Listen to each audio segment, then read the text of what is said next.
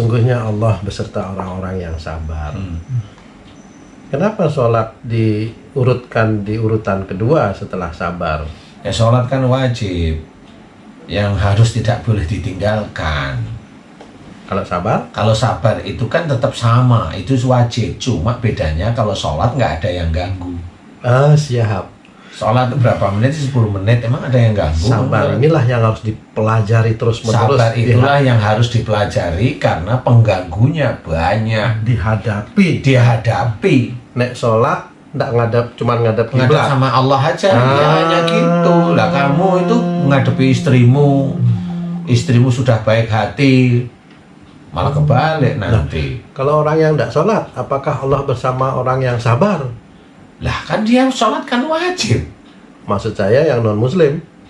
Oh kalau itu nggak usah dibahas. Oh siap. Nggak usah dibahas, ya itu kan adilnya Allah aja. Kalau dia mau dikasih rezeki itu hanya Allah.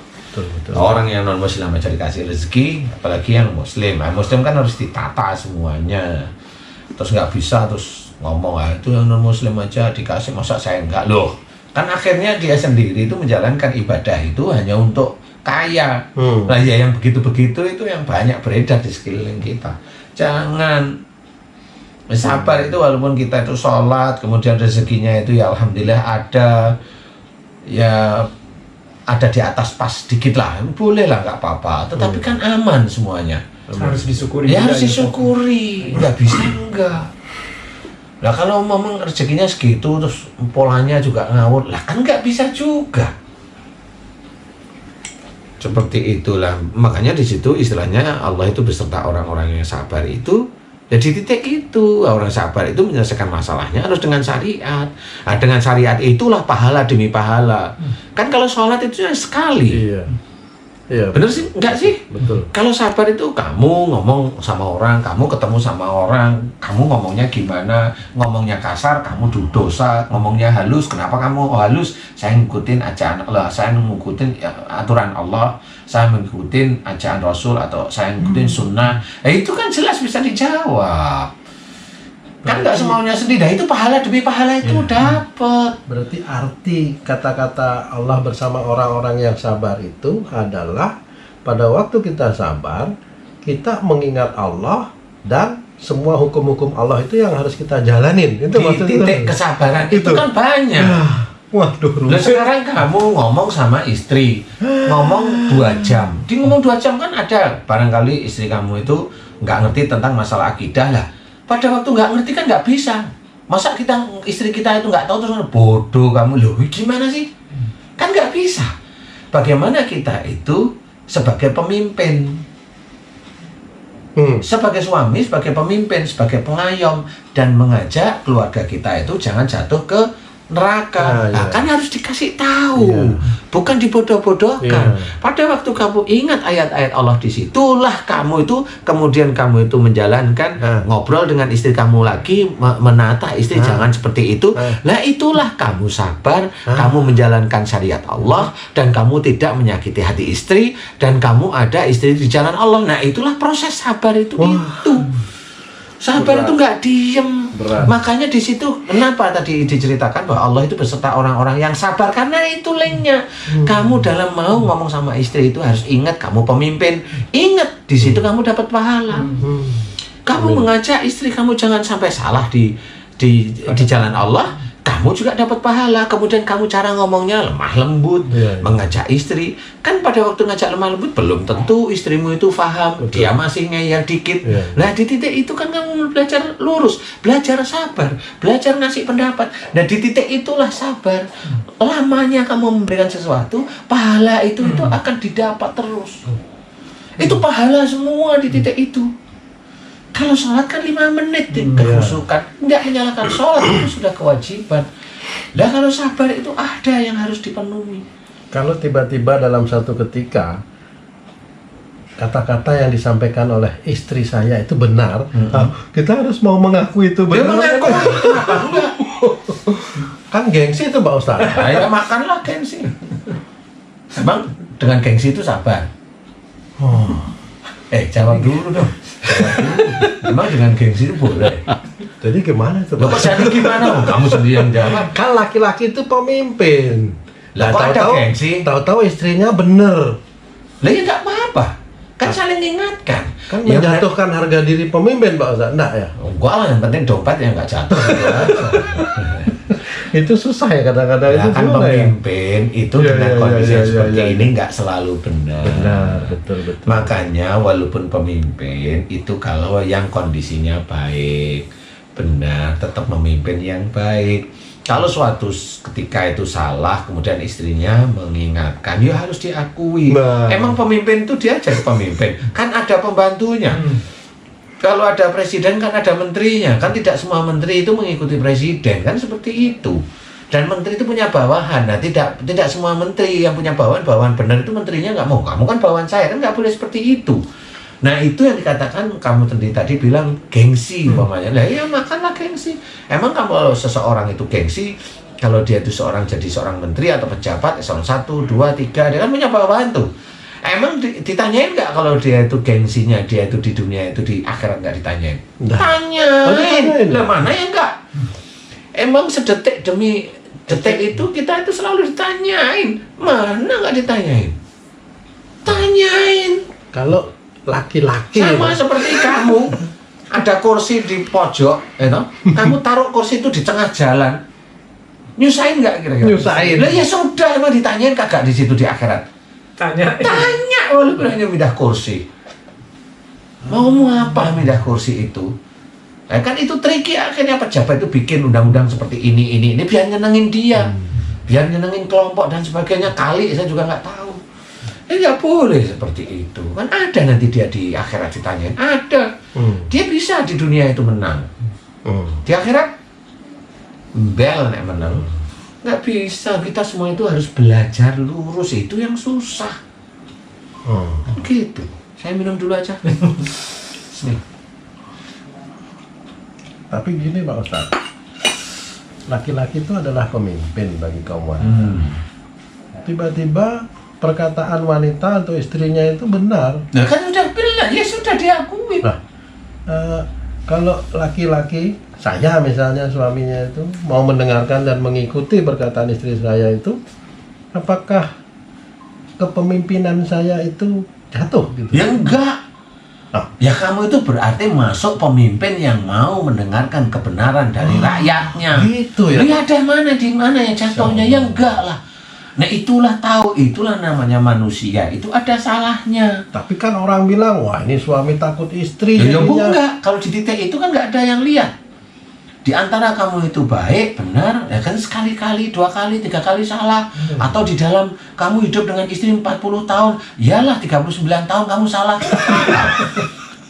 Itu dapat pahala nggak itu kalau mau dengerin tuh bahasa? Ya pahala. Amin, Telingamu alhamdulillah. itu kan dapat pahala, jangan merasa benar. Kalau kamu merasa benar itu Allah itu yang benar, bukan manusia. Manusia itu nggak ada benarnya. Kita ngomongin tentang masalah ini, itu adalah pengetahuan yang diberikan oleh Allah Ta'ala kepada saya, kepada kita. Pengetahuan dari Allah ini pun harus disyukuri. Bukan pengetahuan ini dipergunakan untuk menohok orang lain. Bukan pengetahuan ini untuk menekan orang lain. Bukan pengetahuan ini untuk ujub, untuk riak. Bukan. Pengetahuan ini akan kita nanti di akhirat itu kita pertanggungjawabkan. Bukan dengan hebatnya dia itu terus leha-leha, enggak boleh. Oleh Allah Ta'ala kita itu masih punya pemimpin. Pemimpin di segala pemimpin, kita itu makhluk, kita itu otak, kepandaian itu kan dipinjemin oleh Allah Ta'ala. Istilahnya kalau kamu dipinjemin mercy, kan gitu. Kalau kamu dipinjemin mercy mau apa? Kamu rawat dengan baik, kamu ini, nah itu yang benar. Kamu dipinjemin mercy buat sombong, buat ini, buat lah kan sama itu. Tapi saya pernah dengar itu ceramahnya itu Pak Ustadz ya. Oh, enggak apa-apa sombong, dia memang punya. Nah, itu gimana itu Pak Ustadz? Nah, itu orang tersebut lupa detik itu. Yang salah itu orang yang enggak punya sombong, itu katanya salah. Tetap itu salah juga. Masya Allah. Jadi Kalau ada orang ngomong gitu, nggak apa-apa sombong, dia punya, itu salah. oh gitu Pak Ustadz. Dia orang itu punya, tetap oleh Allah Ta'ala tidak boleh sombong. Itu syariatnya. Tapi kalau ada seseorang dia berkata, ya boleh aja dia sombong karena dia punya. Ya. Nah, dia lupa. Orang yang begitu lupa dia. Karena tetap tidak boleh sombong. Tetap tidak boleh apapun posisinya. apalagi dia seorang mamanya pendakwah nggak boleh. Ya. Sombong itu tetap tidak boleh. Siapapun bentuknya itu nggak boleh. Ilmu yang diberikan oleh Allah Ta'ala, mamanya Allah mengizinkan saya dakwah, itu juga apa yang mau disombongkan? Ilmu ini itu kan dipinjemin sama Allah Ta'ala. Otak kita, saya dilahirkan itu kan atas izin Allah Ta'ala. Ya. Saya lahir dari rahim seorang ibu di tanah Jawa. Saya kan nggak ngerti. Kalaupun Allah itu menitipkan kepandaian kepada kita semua, kan ya kita nggak ngerti. Tapi ada orang yang dititipi kepandaian, ada yang sombong. Ada yang dititipi kepandaian, dia malah tawaduk pada Allah Ta'ala. Dititipi kepandaian, dia mengajarkan sesuatu hal yang baik. Dititipi kepandaian banyak, itu kan sama. Itulah yang namanya kesabaran di dalam semua lini, nggak cuma ngadepin istri. Seseorang pendakwah dia dititipin kepandaian Allah Ta'ala, dia harus sabar melakukannya. Yang sabar itu gimana ya? Nggak boleh sombong, itu kan titipan. Apanya? Mau sombong apa? Emang kalau dia itu sudah mengeluarkan sesuatu manfaat untuk dia, iya dari Allah Ta'ala berpahala. Tapi kalau mamanya orang yang memberikan dakwah itu dia sombong, habis itu. Nggak boleh sombong. Nggak ada prioritas itu, Pak. Nggak ada prioritas, dia itu siapa itu nggak ada prioritas. Allah itu tidak melihat jabatan. Dia rakyat, dia penjual bakso, dia penjual sate, dia itu lurah, dia itu gubernur, dia itu menteri, dia presiden, dia yang menciptakan nuklir. Allah itu nggak lihat. Dia seorang pendakwah nggak lihat. Mau pendakwah itu yang ngomong juga orang. Kan secara pribadi manusianya sendiri di hadapan Allah kan manusia. Dia punya sesuatu yang dia sendiri juga sebagai alat ujinya. Ya kalau kita ya sebagai pendakwah ya sombong, ya sudah selesai nanti di akhirat. Saya pernah dengar begini, Ustaz. Jadi Rasulullah itu tidak khawatir kalau umatnya itu dikasih kemiskinan, harta yang tidak ada, tidak khawatir. Tapi Rasul khawatir justru ketika umatnya itu dikasih kekayaan, jabatan. Nah ini bagaimana menyikapi ini, Ustaz? Nyikapi gimana? Maksudnya Jelas apakah itu. kita jadi nggak harus kaya, nggak harus punya jabatan? Boleh kaya? Boleh. Tapi siap nggak? Itu Ustaz, gimana itu, Ustaz? Lewang orang dikasih kepandaian aja masih sombong. Apalagi dikasih kekayaan. Kekayaan itu kelihatan di mata orang. Banyak orang-orang, mohon maaf, kalau bermain YouTube itu kekayaannya yang diambil, kemudian ngeprank sana, ngeprank sini tentang itu, tentang ini. Kalau dilihat dari sisi akidah atau syariat ya, atau akhlak, kalau mencari konten dengan dasar yang seperti itu, ngeprank, kemudian pamer aja, pamer kekayaan. Punya ini, punya itu. Punya itu. Coba pamer aja. Itu kan sesuatu yang ujub tuh. Betul. Atau riak. Dapatnya uang dari situ. Kira-kira hartanya gimana? Haram. Lah, itu kan harus tahu. Ya, kalau dia mengejar itu ya monggo, itu kan haknya beliau-beliau. Ya kalau kita ya belajar enggak. Gitu. Kalau memang konten ya konten yang betul-betul mendidik untuk menuju akhirat surga. Bukan konten yang mendidik untuk menuju akhirat neraka. Sampai ke situ, Pak Ustadz ya. Emang hidup itu nggak dilihat sama Allah Ta'ala. Lah apa gunanya atet itu, apa gunanya masa nganggur mulu? Itu apa, Ustaz? Makruh apa bisa langsung ke haram itu, Ustaz? Lah itu kan bisa haram, namanya ujub aja nggak boleh, riya nggak boleh. Lah mau gimana? Itu udah nggak boleh, itu sudah diharamkan. Cuma orang kan nggak ngerti.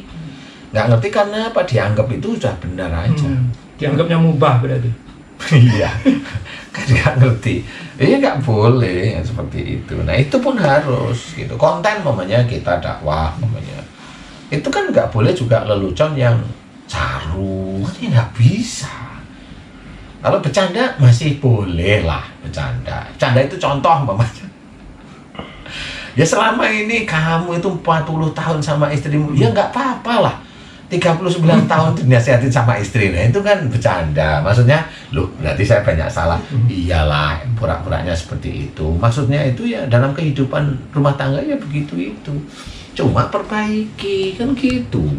Perbaiki, semua kita itu dinilai. Iya, kayak gitu. Ini yang harus dipegang. Memang namanya masuk surga nggak segampang cerita orang. Masuk surga itu susah. Katanya kan semua orang muslim itu pasti masuk surga. Benar. Ustaz. Oh, bukan Tapi katanya, itu Allah yang berkata. Benar. ternyata loh kok susah juga jadi muslim. Harus menjalankan. Lah ayat tersebut itu Jadi takut itu Pak Ustadz. ya nggak apa-apa. Kalau memang dari takut itu menjadi takwa, silahkan. Amin. Alhamdulillah. Kalau jadi takut kemudian gila ya nggak tahu.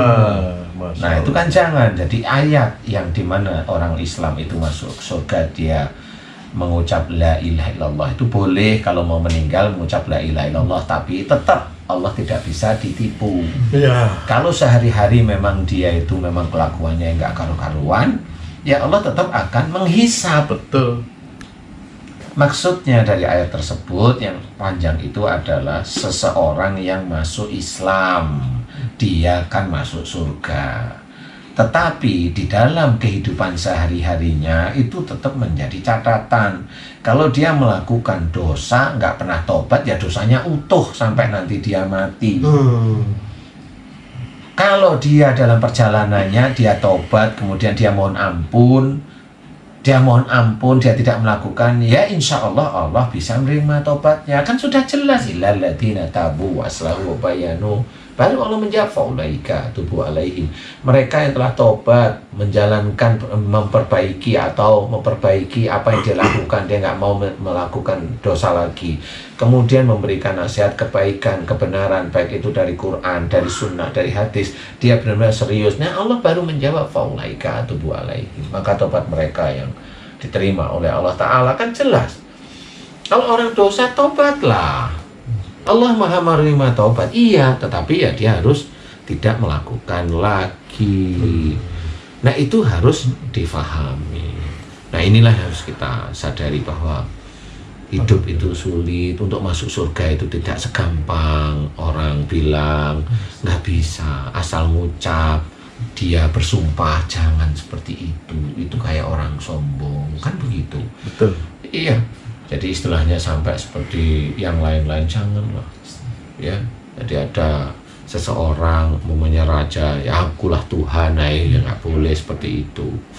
Itu dolim untuk dirinya sendiri dan menuhankan dirinya sendiri, nggak boleh. Jadi kita tetap harus belajar bahwa untuk mencapai jalan menuju surga itu tidak gampang. Betul. Tapi tetap kita harus belajar. Makanya tetap dicari guru-guru yang baik. Kita mencari guru-guru yang baik. Amin, insya Allah. Cari guru-guru yang baik, yang bisa memahami Quran, hadis, menjalankan, ya nggak main-main, menjalankan. Nah, mudah-mudahan dari guru-guru itu kita itu bisa, oh iya benar. Kalau memang di antara beliau-beliau ada yang salah, itu manusiawi, normal. Salah itu normal. Jadi jangan terus mamanya ada seorang ustaz salah terus dihujat. Nggak perlu dihujat. Itu ya manusia ya begitu, seorang ustaz pun manusia, nggak perlu dihujat. Yang menghujat itulah dia yang salah nantinya. Ya perlu. Itu yang harus kita sadari. Baiklah Pak Ustadz, alhamdulillah penjelasannya lumayan. Mudah-mudahan Allah memberikan kemudahan bagi saya untuk bisa menjadi orang-orang yang sabar, supaya Allah itu tetap mau menolong. Amin. Terima kasih banyak Pak Ustadz. Alhamdulillah teman-teman. Ngobrol-ngobrol sedikit pada pagi hari, kita ngopi, ada gorengan, ada ketela saya gigit tapi belum saya teruskan. Insya Allah nanti saya teruskan. Ya mudah-mudahan ini manfaat. Di pagi hari ini manfaat untuk kita semua, untuk tetap dekat pada Allah Ta'ala. Untuk masuk surga sulit, kesulitan mirip seperti itu, dan banyak dari ayat-ayat Quran yang memang harus kita telaah, kita aplikasikan. Tapi mudah-mudahan senantiasa kalau kita dekat dengan Allah Ta'ala, ingat kepada Allah Ta'ala, menjalankan, mengamalkan, mudah-mudahan kita senantiasa diberi petunjuk, diberi hidayah, diberi rahmat, dan insya Allah mudah-mudahan sampai nanti suatu ketika kita ridha Allah, istilahnya Allah meridhai kita, ya mudah-mudahan itulah yang kita cari, surga di akhirat. Mudah-mudahan manfaat teman-teman ya. Terima kasih. Wassalamualaikum warahmatullahi wabarakatuh. Waalaikumsalam. Alhamdulillahirabbil alamin, la haula wala